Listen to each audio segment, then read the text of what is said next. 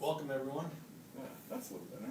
Yeah, there you go. Sorry about the technical problems. It seems like Wi-Fi and internet is going to be an issue here in the future. We'll try to do what we can to make that work better. But this is More Than Money Ministries, and we're glad you're with us.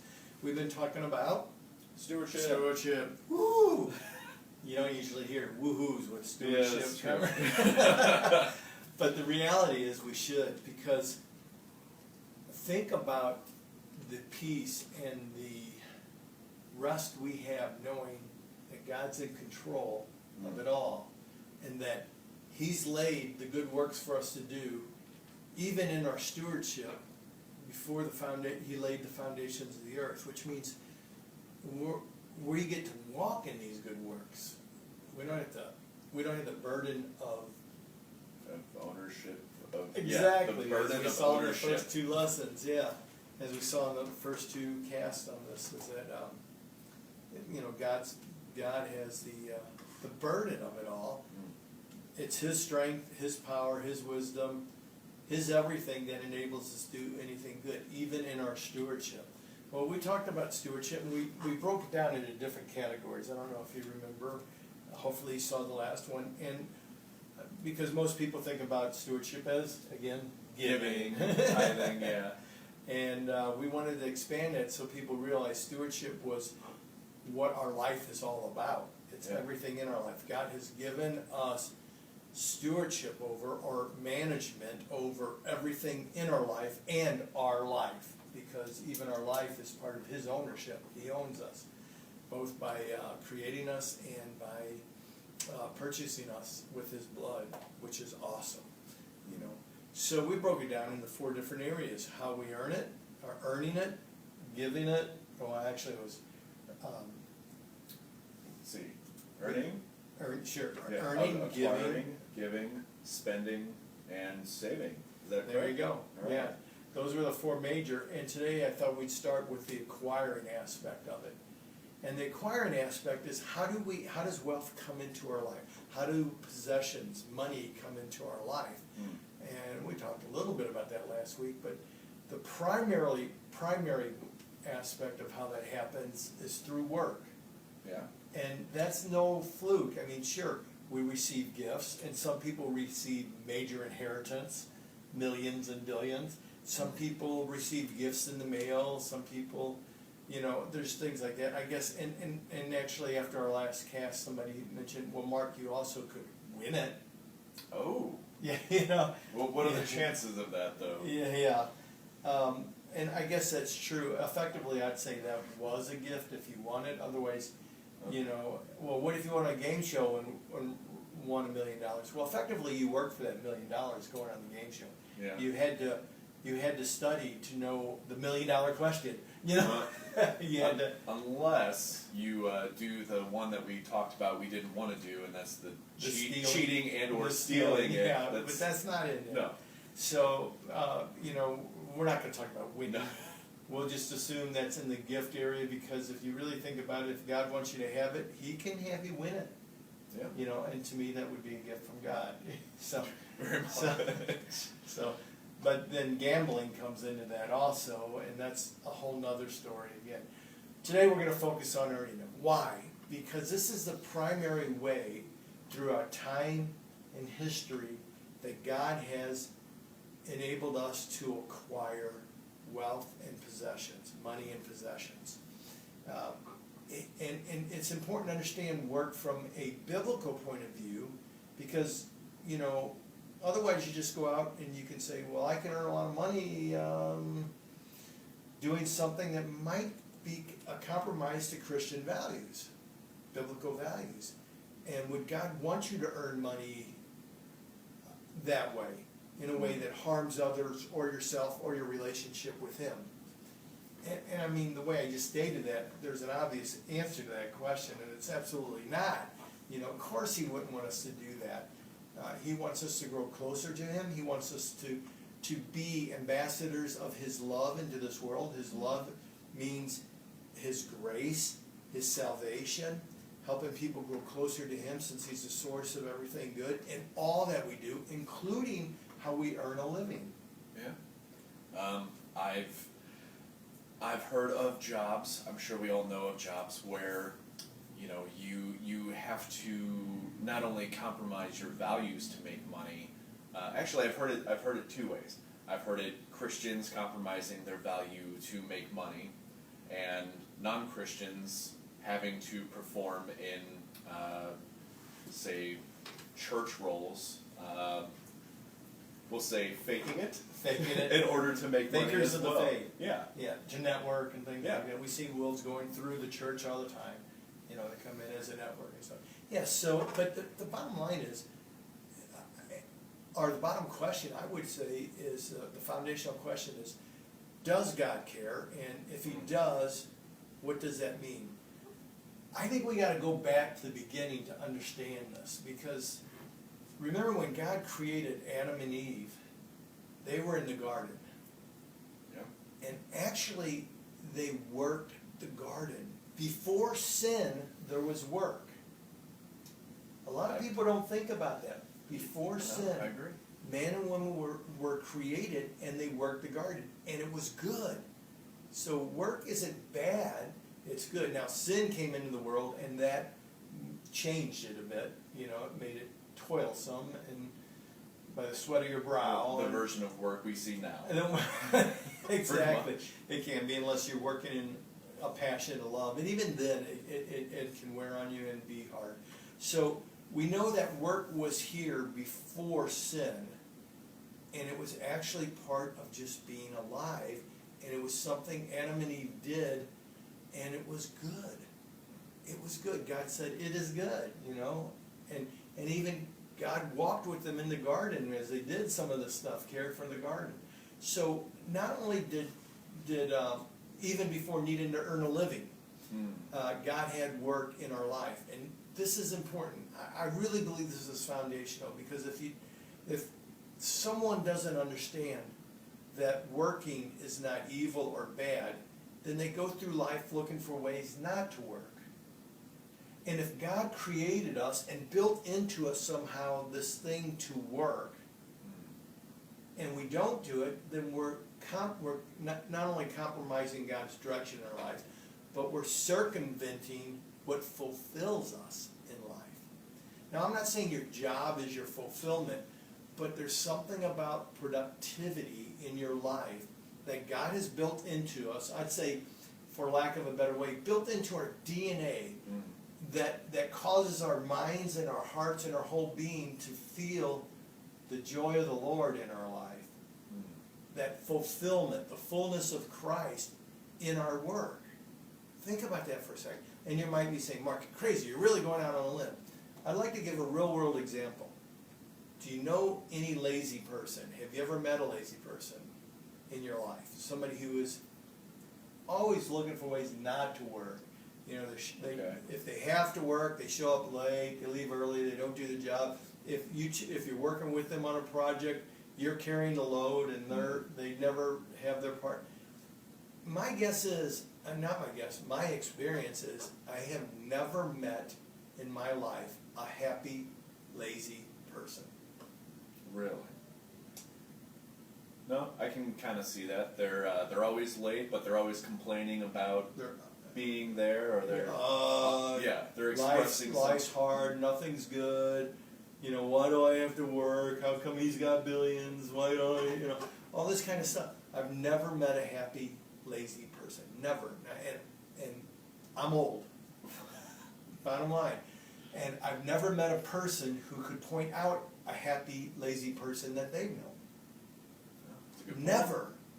So think about this. If being lazy, if avoiding work equates to unhappiness, is it possible that we can find fulfillment and joy by being as productive as God created each of us individually and uniquely to be? I'm not saying that somebody who works 80 hours a week is going to be happier than somebody who works 60, though they might, because there can be a lack of balance in your life. God created work, and for us to work, we were created to work, to serve God, to honor God. And by doing that, we actually feel His joy. If we work for the wrong reasons, maybe we won't feel that joy. If we work for selfish reasons instead of to the glory of God, what's that verse? Colossians 3:23, I think it is. At Colossians 3:23-24, it says, "And whatever you do, do it heartily, as to the Lord and not to men, knowing that from the Lord you will receive the reward of the inheritance, for you serve the Lord Christ." And everything we do as unto the Lord, including our work, by the way. So think about this. The foundational purpose of work is because we were created to do that, and we won't find the joy and peace we need in our life in this temporal world without doing so. Now, with that foundationally, I'd say it doesn't matter what we do if we just do it as best as we can. I think it still matters what we do. Okay, give me an example. Personally. Why? I mean, what if I'm really diligent at doing something and, I'm working hard? Shouldn't I feel the joy of the Lord? Well, okay, so what if, say for instance, what if Mark is very diligent at selling drugs? Probably could make a lot of money. Yeah, you can still make a lot of for money. a while. But, yeah. I But think... I'm harming others. Yeah. I'm harming myself. I'm going Yeah. against... How am I harming others selling drugs? Well, unless I was working for a pharmaceutical company. Well, that's close. You were talking about the streets, right? Yeah. Street drugs and stuff. Well, here's the point on that, is that anything we do that harms others, God would not bless. He would not say, hey, you're working as unto the Lord, because working as unto the Lord means doing His will. Well, it means being a steward. Yeah. It means utilizing God's resources for His purposes and to His glory. Right? So what would you say for someone who, say, has, a job doing that kind of stuff? Do you think they could still honor God with their money? The money that they earn from those activities? Well, there are verses that say not so in the Old Testament, and there's a verse or two in the New Testament that talk about if you've offended anybody. It was one verse I remember. Leave your offering on the steps to the altar and go to that person and reconcile. Okay, I'm Mark paraphrasing off the top of my head. That verse is kind of interesting because if you've caused somebody to stumble on their way to Christ or in their relationship with Christ, then you've offended them and you've offended God. That's my take on it. So you need to. Would it be blood money? Is what the bottom line? Kind of. Imagine you can make a living shooting people as a hitman, and you can make a lot of money, and then you could go give that to the church. Would that be honoring to God? No. That's not honoring God. That's not working as unto the Lord.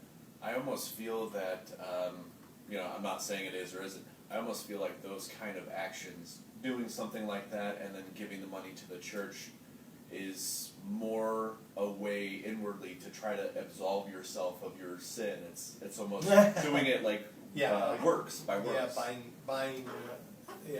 Here's some thoughts on this. Now, remember right now, I realize there may be somebody listening and watching that may not be a believer. So this isn't going to make as much sense as to a believer. When we're talking about working as unto the Lord and doing these things, it's for believers and non-believers. But really, it's for believers because we are His stewards. When we become part of the family of God, when we are adopted children of one true God, when we have accepted the gift of salvation, that's when we start realizing our stewardship. That's when because we can't do it on our own, And quite frankly, Randy Alcorn said something very serious. And again, for a Christian who understands the economies of God, materialism, chasing money, is foolishness. It's stupid, is what Randy Alcorn says. He says, sure, you can create some temporal wealth, but it's not going to last. It never will. And you can't store it up for eternity.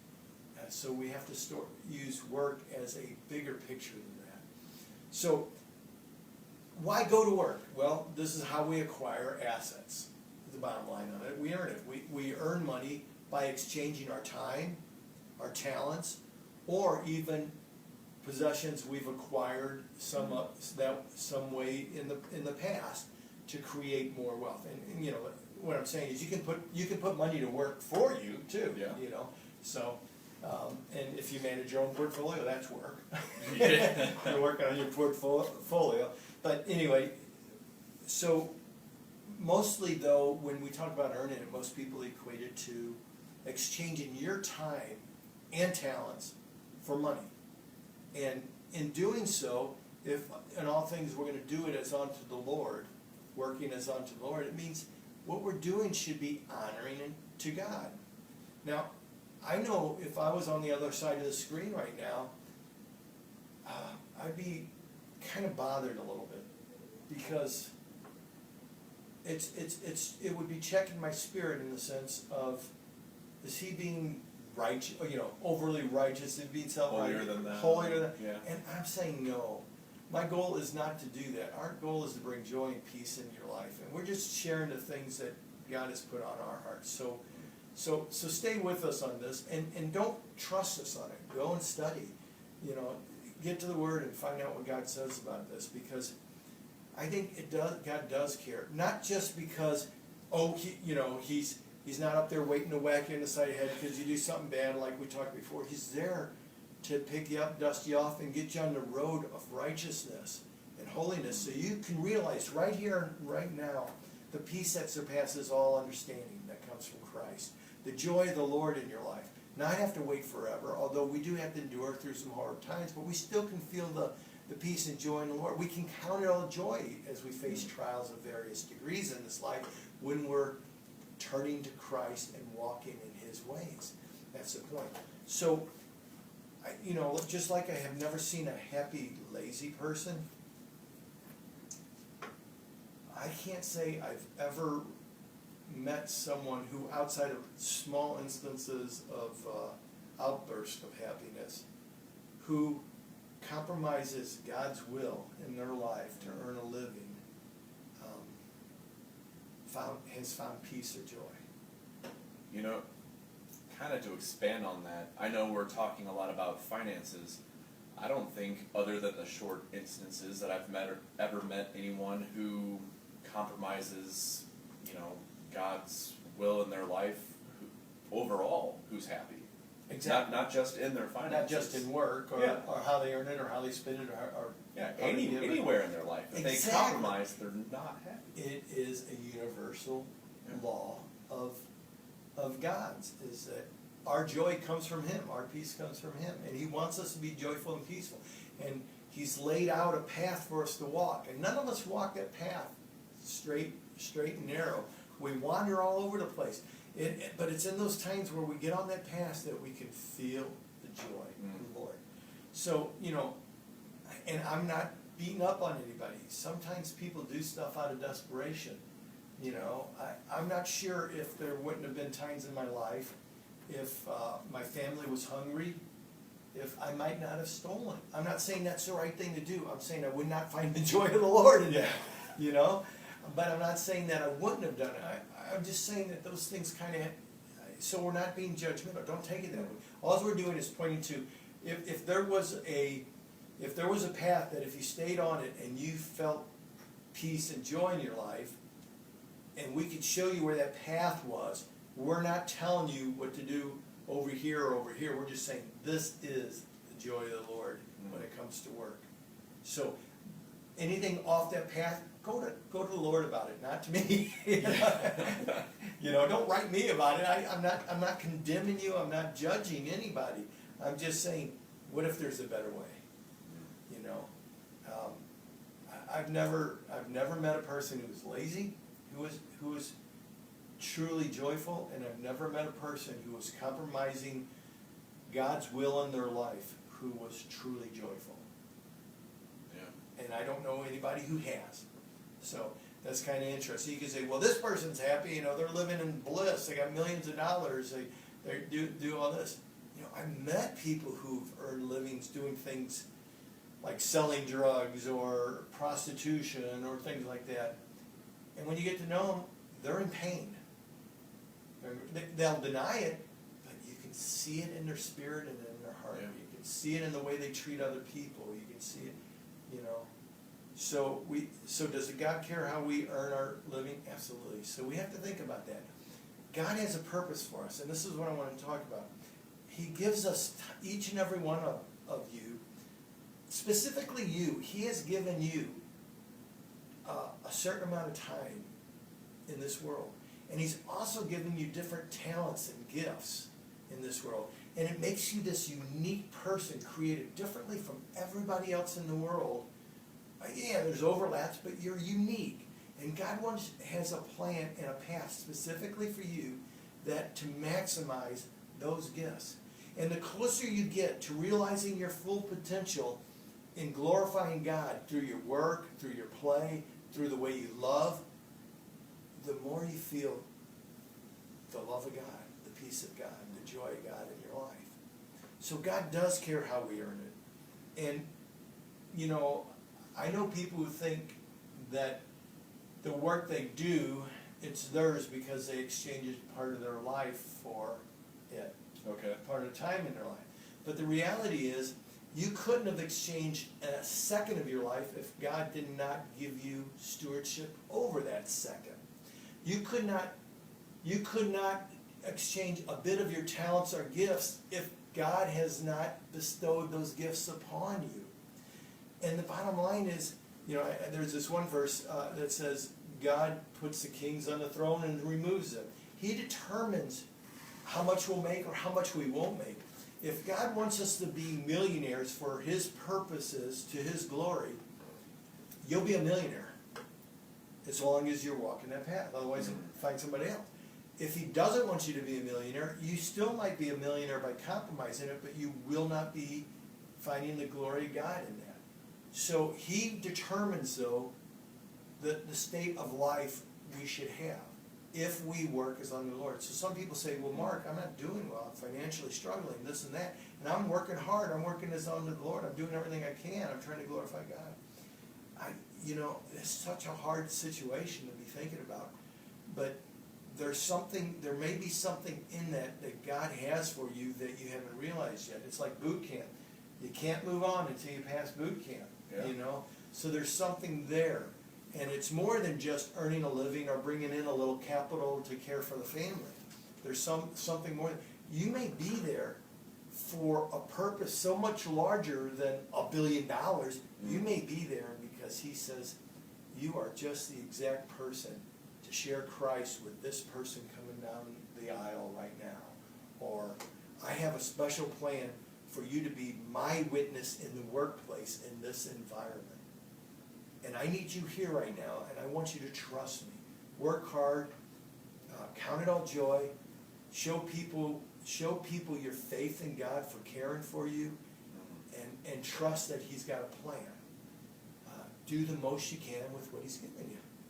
And sometimes, by the way, you know, one of the blessings of having anything is to be a conduit of those blessings, as we'll talk about in gift. Yeah. There's no use of being a conduit if there's nobody to gift to. That's true. You know? Sometimes God says, hey, I need you here because I'm bringing this person in and they need to learn to give and you need to learn to receive. Yeah. You know, I don't have the solution to all this. I don't have it all down. But I do know all these things are true in one way or another. So yeah, maybe you're not a billionaire, maybe you're not a millionaire. And actually, at one time, I was given seminars on finances, biblical finances, and I would start them off and I'd say, everybody who's rich in the room, raise your hand. And not a lot of people would raise their hand. Oftentimes it'd be just one or two. Okay. And these are all strong believers. Okay. So then I'd say, okay, let's talk about this in a different way. Anybody who's gone without food for more than 2 days in the last 10 years, not because they were fasting or decided to on their own, but because they did not have the money or could not find a meal, raise your hand. Nobody. So everybody's fed. Yeah, and then I bring out the statistics. Number one cause of death in America is from obesity. Obesity. Yeah. You know. Okay. How many people have a car? A lot of people. How many people have 2 cars? How many people have 3 cars? How many people? I got up to 16 cars one time. I stopped. Oh my gosh. Okay, and the person who had their hand raised wasn't one of the persons who said they were Oh. rich. Wow. How many people have shelter? How many people have heating and cooling? How many people have cable? How many people have a microwave? How many people have a phone? How many people, and you just go on, and the reality of it is most people in America, even are impoverished, what we call are impoverished, have a house, or at least a roof over their head, clothes on their bodies, food in the cabinets, cable TV, and are living in a better environment than Solomon did. Yeah. I mean, think about that. That's pretty incredible. I've actually heard a pastor say one time that he would trade all of Solomon's riches to live in an era that had air conditioning. Exactly. So you think about this. So effectively, maybe I'm not saying there's not somebody watching this or somebody out there that isn't having hard times and isn't struggling and maybe has gone without food or shelter. You know, I know that's true. We try to in our ministry here at More Than Money Ministry, we come alongside families like that and try to help them and help them mentor them into a better life and help them grow into self-dependence and become a conduit of blessings to others. So we know that happens. But what I'm saying is, oftentimes when people are saying, "Oh, it's so hard," it's because the house isn't as big as they want it to be. You know, we got a 1,400 square foot house. We want a 2,500 square foot house. We got a single car garage, and we really need a 3-car garage.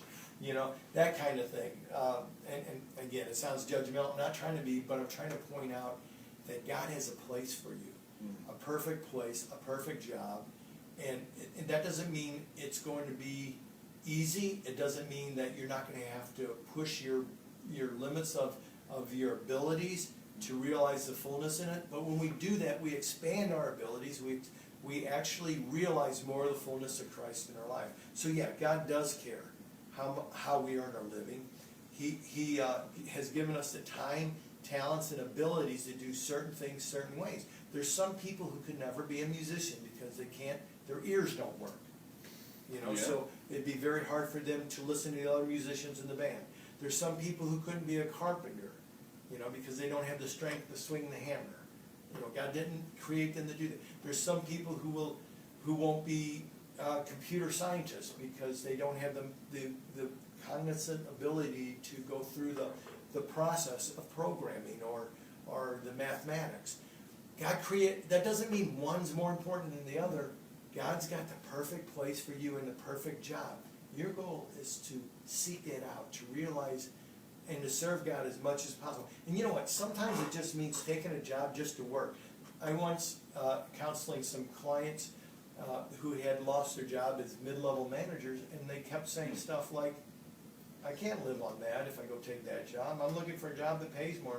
You know, 2 years later, they still don't have a job. And it's like, and they're getting depressed. And my advice to them was, go get a job. Doing what? Anything. Go get a job. Find a job no matter what it pays, because it's paying more than you're making now, and you'll start being productive. Not only that, God calls us to work.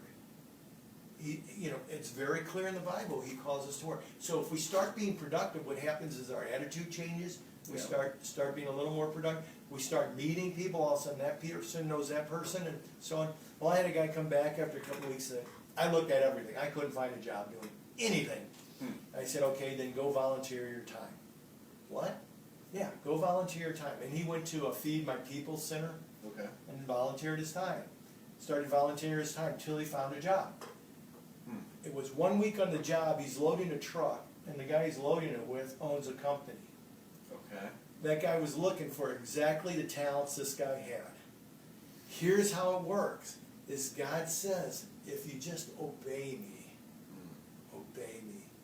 You know, so we need to get up and go to work. We need to do something. You know, what is that verse? 1 Thessalonians, is it 4:11 to 12? I think so. That talks